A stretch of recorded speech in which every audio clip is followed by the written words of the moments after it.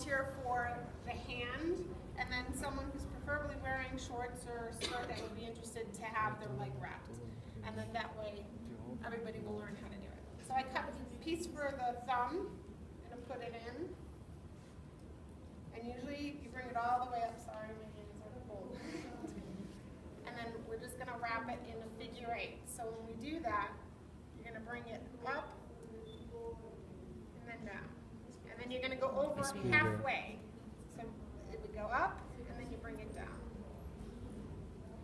And usually you don't wanna stop here. You wanna go all the way up to the axilla so that you get good coverage as well as you don't create any more return for the blood flow or increase the edema. And that's why you always start at the distal end and work your way up.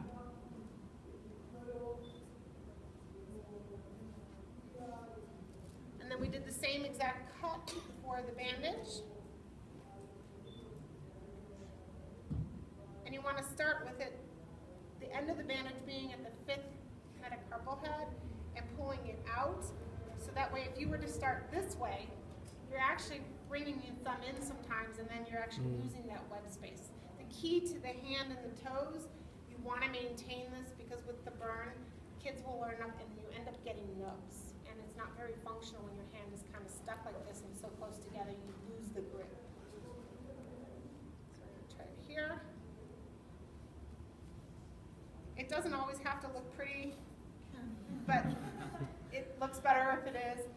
And notice I'm not pulling to put a big pressure, you're just wrapping it around. You have a little bit of tension out of the elastic bandage.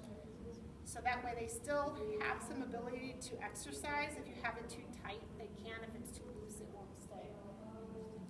And then you just continue where you left off with the next bandage.